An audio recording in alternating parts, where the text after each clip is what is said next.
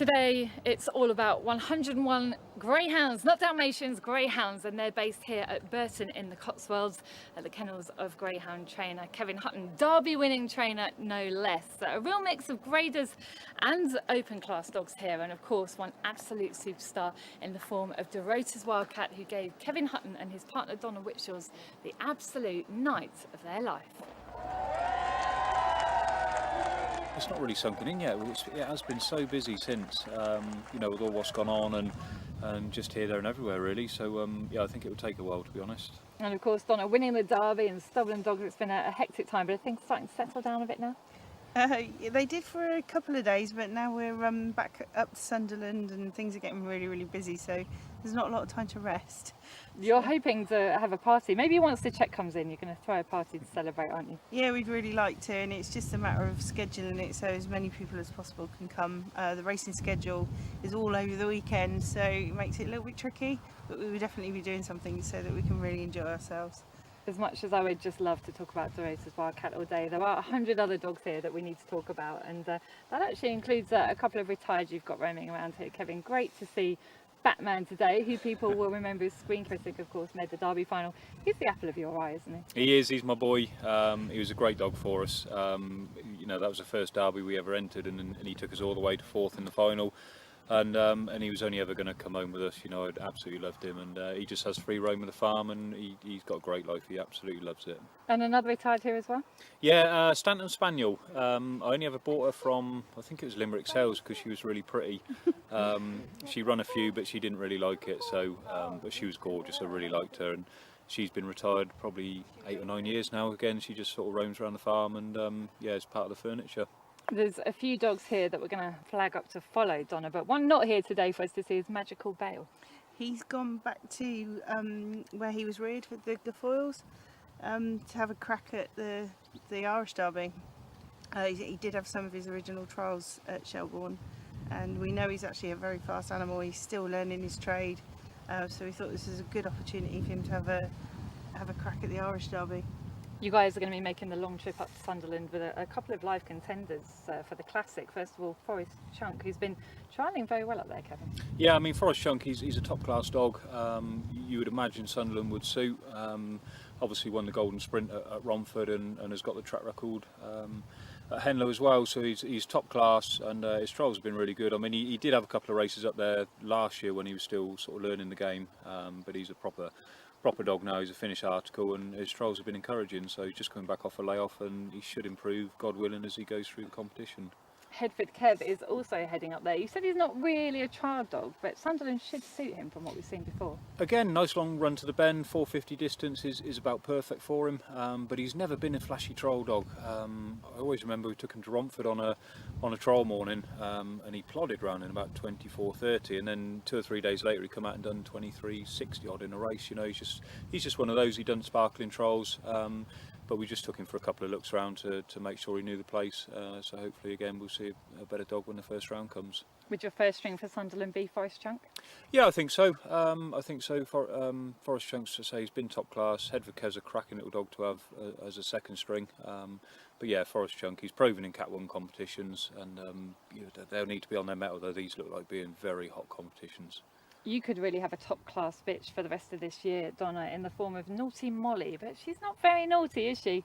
No, the name doesn't reflect the personality at all. She's actually quite shy, but she's so sweet. She's very adorable. I think she's gonna be another one that catches his heart. So yeah, we're really excited about her. She looks like a really nice bitch. And she was bought for the Irish Puppy Oaks. That didn't quite go to plan, did it? No, it didn't. No, we watched her on debut at Galway, and she was absolutely superb. I think won in about 29:20, but she really took my eye.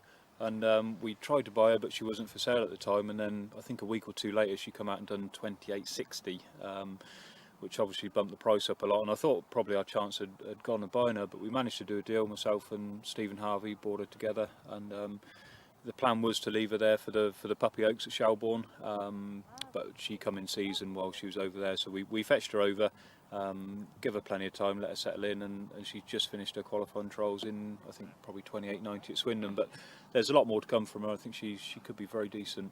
Only just turned 2 years of age as well, so certainly one for us to keep an eye on. Gangan Fred is another one we're featuring today. You're covering all bases, Donna. He's hopefully going to be your top class stayer in the kennel.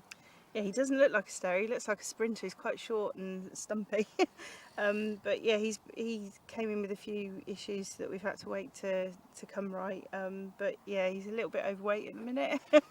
But yeah, the trials that we've seen so far have been very encouraging, so we're hopeful. And of course he makes his debut over 4 bends to start with, but there's going to be lots more to come from him. You haven't got him quite how you would want him yet, have you, Kevin? No, not at all. He doesn't look like one of our dogs at the minute. You know, he's still a bit dull in his coat, and he's just not come to himself yet. But Stephen Harvey bought him out of Cork. He was in a very good quality A3 stake, I think it was, and he run on a few times, very strong. Was favourite in the final, I think 2-1 on, but he got the third bend a little bit wrong, and he did pick up an injury. So we've given him plenty of time. His trials at Toaster have been fantastic. I think 28-20 odd last time out, which is very encouraging for a dog that should stay. So he's going to need a little bit of time still, but he's definitely one to keep an eye on. Now, Ballymac Osby was one of your greyhounds that was stolen, and actually the one that you were terrified you were going to lose at one stage. He wasn't in great shape. What a story it would be if he could fulfil the potential that you think he has. It really would, yeah. I mean, he was bought as a real decent pup from Liam Dowling, from a super litter actually. Ballymac Tabor won the big unraced stake, and I think there was another bitch, Ballymac Trinkle, was very impressive in Newbridge as well, I believe. So it's a decent litter. The dam's already thrown a Derby winner, so we're really hopeful. He's had 2 sprint trials back, you know, since we got him better, and they've been very, very good. So we'll just take our time. He's a big, tall, young, you know, gangly dog at the minute, so he doesn't want rushing, but I think he could be very decent, yeah. Donna, you had a little treat for me here today, didn't you? Yeah, we've got 7 2-week-old puppies out of Dorota Star, which is the first litter from Droopy's Danielle, Wildcat's mother.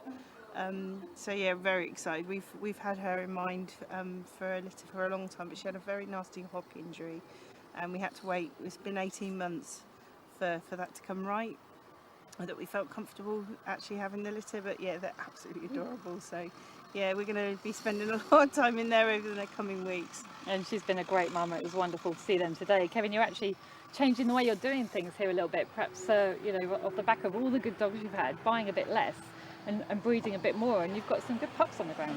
We have, yeah. I say we stopped buying so many dogs. Prices in Ireland are, I think they're probably a little bit over the odds at the moment. We were lucky enough to have 2 or 3 superbly bred bitches that we bought, you know, 2-3 years ago with breeding in mind, and now's the time to start those off. So Star is the first litter born here. Forest Natalie, although they won't be born here, she's hopefully going to be mated soon. So there's some exciting times to come, and hopefully we can keep ourselves sustained with dogs in the years to come.